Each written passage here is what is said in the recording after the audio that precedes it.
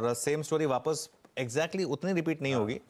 और इसके लिए देखिए ग्लोबल मार्केट इस समय जो एक डिक्लाइन में है वो क्लियरली वापस रेट हाइक का फियर। देखिए जनवरी फरवरी में जो बड़ी रैली बनी थी उसका एक बड़ा फैक्टर था कि लोगों को उम्मीद थी कि 2023 में एक रेट कट मिल जाएगा शायद। रेट कट तो खैर अब थ्रो आउट द विंडो, मतलब भूल ही जाइए उसको, रेट कट के तो कोई बात भी नहीं करेगा अब।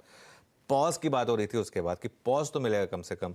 अब पॉज में भी डर लग रहा है, मुझे लग रहा है कि पॉज भी पता नहीं आएगा या नहीं आएगा। मतलब रेट यूएस में बढ़ते रहेंगे, तो अब अगर यूएस में रेट्स बढ़ते रहेंगे तो एक्विटी वैल्यूएशन उसी हिसाब से वापस रीएडजस्ट होंगी। दो फैक्टर्स मार्केट को परेशान कर रहे थे, एक तो था कि यूएस में रिसेशन आएगा या नहीं, और दूसरा यूएस में किस लेवल तक रेट हाइक होगी। और रेट हाइक का डायरेक्ट इम्पैक्ट रेट सेंसिटिव्स पर, जिसमें आईटी एक अंडर परफॉर्मेंस दिखा रहा है। लेकिन उसका एक और पॉजिटिव चीज़ है आशीष, जो ठीक है ट्रांजिशन फेज में भले ही थोड़ा सा एनआईएम पे इम्पैक्ट आता है, लेकिन अगर रेट्स ज़्यादा टाइम तक ऊपर रहते हैं तो बैंकों के लिए बियॉन्ड द पॉइंट वो पॉजिटिव होता है, क्योंकि वो उनको एक तो ट्रेजरी में उनका अच्छा गेन मिलता है, और एक उनके नेट इंटरेस्ट मार्जिन एक शुरू के हर्ट के बाद वापस, क्योंकि फिर लेंडिंग रेट उसी हिसाब से सिस्टम में वापस बढ़ते हैं। इसके लिए आप एक और चीज़ नोटिस करेंगे, और जो हमने शुरू में भी इन पासिंग डिस्कस किया था कि बैंक्स ने थोड़ा साइन दिखाया बॉटमिंग आउट के, आईटी गिर रहा है अब यूएस में। अगर आप देखें तो नैस्डैक जो है 50 डे मार्क क्रॉस करने के, ब्रीच करने के काफ़ी करीब है।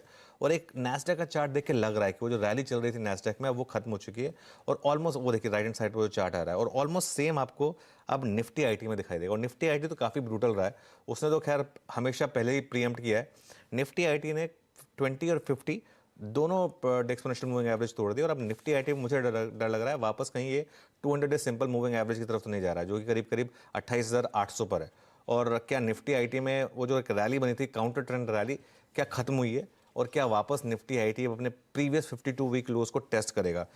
मार्केट का इंडिकेशन वो है, जिस तरीके से इन्फोसिस, जिस तरीके से टीसीएस, जिस तरीके से सारे आईटी स्टॉक्स गिरना शुरू हुए हैं पिछले 3-4 दिन में, और हाई डिलीवरी वॉल्यूम्स के साथ गिर रहे हैं, ये एक मार्केट के लिए मुझे लग रहा है कि एक रिस्क फैक्टर है। लेकिन इसका एक पॉजिटिव एंगल अगर आप देखना चाहें, पॉजिटिव एंगल ये है कि ओल्ड इकोनॉमी स्टॉक्स में थोड़ी बाइंग स्टार्ट हो गई है। अब आप कल देखिए एशियन पेंट्स देखिए, या बाकी के कुछ स्टॉक्स देखिए, बैंकिंग स्टॉक्स देखिए, थोड़ी सी बाइंग आ रही है ओल्ड इकोनॉमी स्टॉक्स में।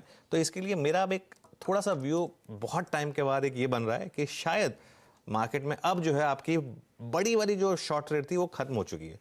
अभी भी टेक्सचर भले ही सेल ऑन रैली का हो, लेकिन वो जो पोजिशनल शॉर्ट ने जो बड़ा पैसा बनाया था वो मेरे ख्याल से बन चुका है। यहां से आपको पोजिशनल शॉर्ट पर बड़ा पैसा नहीं बनेगा, होने को मार्केट में कुछ भी हो सकता है, लेकिन यहां से डाउनसाइड मुझे लग रही है मैक्सिमम टू मैक्सिमम 16,800 की, 400 पॉइंट की, लेकिन अपसाइड यहां से 1000 पॉइंट की है अगर मार्केट ने एक बार चलना शुरू किया तो। और यही मार्केट के बेसिक टेक्सचर होते हैं, 1 स्टेप बैक 2 स्टेप फॉरवर्ड। मुझे लग रहा है मार्केट अब वो अपना एक बड़ा स्टेप बैक ले चुकी है।